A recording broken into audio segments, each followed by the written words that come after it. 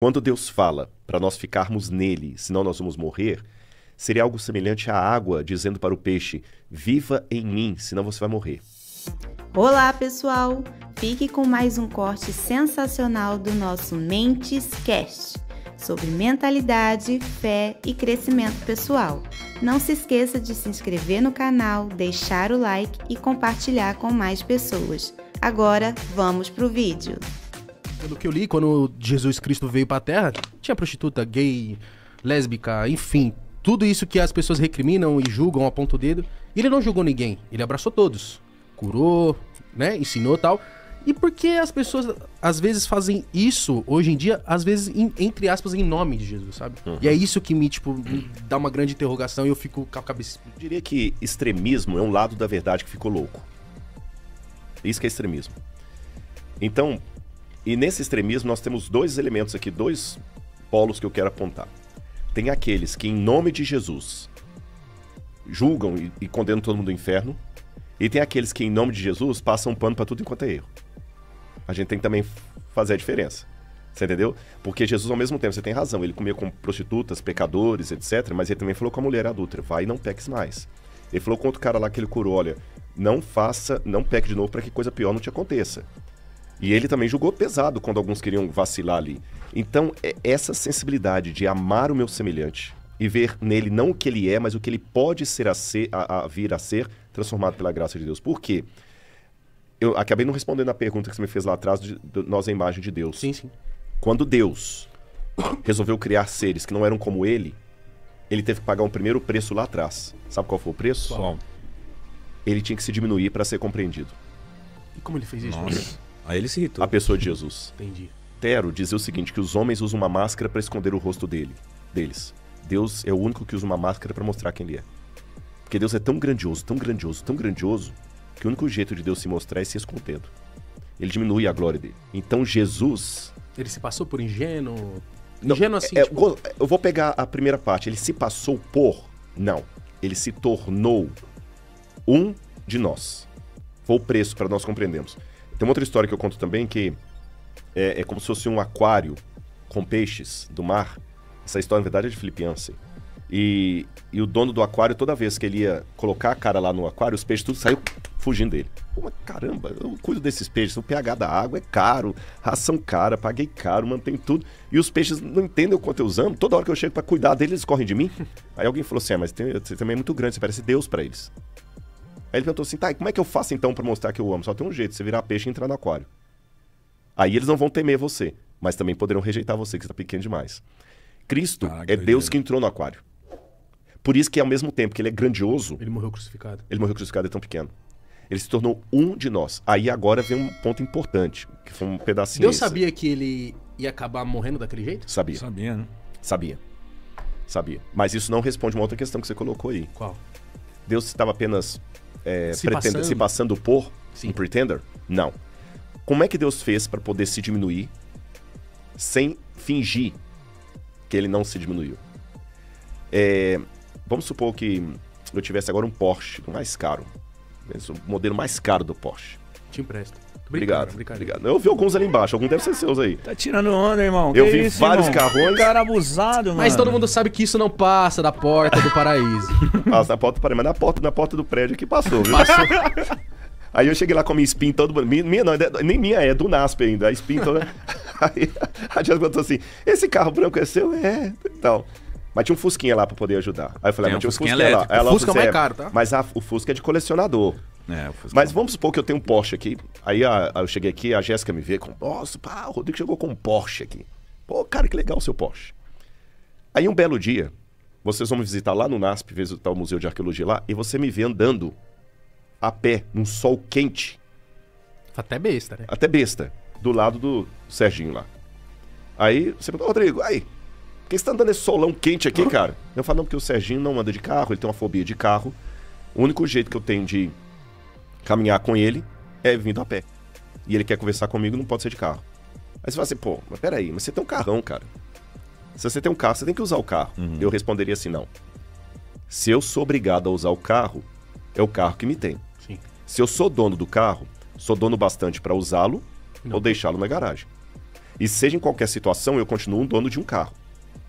Só que naquele momento eu estou andando a pé com o Sérgio ou estou fingindo? Tá andando. Tá andando. Eu não perdi o meu carro, mas ele ficou na garagem. Deus, ele não perdeu nenhum dos dons de Deus que ele tem, nenhum dos atributos, melhor dizendo, de Deus. Ele não perdeu. Mas ele, por amor a nós, deixou na garagem e andou a pé conosco. De que maneira? Ele pegou a onisciência dele, deixou na garagem. Sem a onisciência, ele pôde perguntar honestamente: Adão, onde é que você está? Ele pegou a onipresença dele, deixou na garagem. Aí ele honestamente pode vir até o Jardim do Éden e caminhar com Adão e Eva. Ele deixou a imortalidade dele na garagem. Aí ele veio na cruz e morreu de verdade. Deus Ele nerfou ele. cria Adão e Eva, ele também cria algo tão tentador pra começar a ter pecado. Uhum. Por que ele criou esse fruto proibido? Eu vou responder colocando uma outra pergunta para introduzir a resposta. Quem pagou o maior preço disso? Nós? Não, ele. Por quê? Quando Deus criou os seres humanos, ele criou seres humanos livres. Tá bom? A inteligência artificial é muito legal. Mas eu não queria dormir com uma mulher de inteligência artificial. Não. Você entendeu? Pode ser uma foto chopada, mas eu prefiro o ao vivo do que a foto. Sim. Tá certo? Se Deus criasse um monte de iPhones ou Samsung, a gente ia obedecer o que Deus queria. O meu telefone aqui, se eu quiser agora aqui tirar uma foto de vocês, eu tiro, ele me obedece. Você entendeu? Se eu quiser ligar a lanterna aqui, ó, ele ligou, ele me obedece. Só que ele não me ama. Ele só é projetado para aquilo. Então, para me amar, tem que ser mais do que uma coisa inteligente, tem que ser mais do que uma coisa programada, tem que ser uma coisa livre. Então, a partir do momento que Deus criou seres livres, lembra que Deus não duela com seu próprio caráter, nem com a lógica? Deus assumiu um risco. Ele pode ser rejeitado. E ele poderia muito. Poderia. Desde o início, Desde o início da criação. Exatamente. Então, como eu falei, o meu celular não tem escolha. Isso tava no controle de Deus? Tava. Ele ser rejeitado ou não? Tava. De que maneira? Ele estava disposto a pagar o preço. Como eu falei, o celular não rejeita o que eu falo. A Laura pode rejeitar. Sim. Mas é melhor tê-la no relacionamento que relacionar com o celular. Uhum. Então ele criou seres livres. Só que ele colocou leis no universo para organizar a vida desses seres livres. Tanto leis naturais, leis da física, como leis morais. Por exemplo, o Sol tem a sua órbita. O Sol não está ali para poder ficar... A Terra não está ali para ficar fazendo quadrado. Tudo direitinho. Agora, quando essa lei de Deus foi quebrada, começou uma coisa no universo chamada morte. Antes não existia? Não. A morte não fazia parte dos planos de E Deus. como que a gente ia viver num mundo onde não se morre as pessoas? Ia ter lugar pra todo mundo? Sim. Como? Ó, só para você ter uma noção, nós temos duas maneiras de responder isso. Uma delas, que o limite de crescimento de Deus seria encher a terra. Porque ele falou com Adão e Eva assim, cresçam, multipliquem-se e encham a terra. Alguns autores pensam, olha, encheu a terra, acabou. Toda vez que vem essa passagem pra mim, aí na minha cabeça fica assim, de coração, vou falar de forma chula. Isso era incesto? De coração. Sim, mas não, de coração era. O primeiro, no início, os primeiros filhos de Adão e Eva tiveram que casar com irmãos. Porque tinha Adão e Eva. E deles dois, o mundo. Tem que ter um casamento incestuoso aí. Na verdade, o incesto se tornou problemático com o tempo, por isso Deus proibiu. Mas eu não sei como era a fisiologia adâmica. Era outra fisiologia, não era diferente da nossa. Entendi. Você entendeu? Então, nessa questão, quando a humanidade caiu em pecado e foi condenada à morte eterna, e quando eu digo condenada à morte eterna, eu vou explicar isso. Porque uma vez o Richard Dawkins, aquele famoso ateu, escreveu Deus um Delírio, Richard Dawkins falou assim, Deus é um manipulador, um marido ciumento, aquele que fala assim, ou fica comigo que não eu te mato. Porque parece mesmo, quando você olha assim, Deus fala assim, olha, se você ficar comigo, eu vou te amar e vou te trazer para o paraíso. Se você não quer, eu vou te jogar no inferno. Realmente, parece um namorado possessivo. Vou falar com ela, ou fica comigo, ou senão eu vou te matar. Isso é um bandido que faz um negócio desse. Então Deus é assim? A comparação não é essa. Quando Deus fala para nós ficarmos nele, senão nós vamos morrer, seria algo semelhante à água dizendo para o peixe, viva em mim, senão você vai morrer. A água não é um namorado possessivo. Se a água pudesse pensar, né? Sim. A água é o único meio do peixe viver, porque não existe vida de peixe fora d'água. Então, se a água vira para o peixe e fala assim, peixe, não saia de mim, senão você vai morrer, a água não está sendo manipuladora, nem possessiva, nem arrogante, nem ciumenta. A água está sendo apenas lógica. Da mesma maneira que a água diria para o peixe, viva em mim, senão você vai morrer, Deus diz para os seus filhos, fiquem em mim, senão vocês vão morrer, porque não existe vida fora de mim. Só que quando a humanidade rompeu com Deus, ela escolheu a morte. E como Deus ficou quando ele viu a morte? Arrasado. E aí, Ele não pode dar uma segunda chance Resetar. disso de novo. É tipo assim, ó. Errar. resetar. Tchum, vamos de novo, mais uma. Pra ver se Eva e Adão vão... Poderia, se ele não fosse coerente com o caráter dele.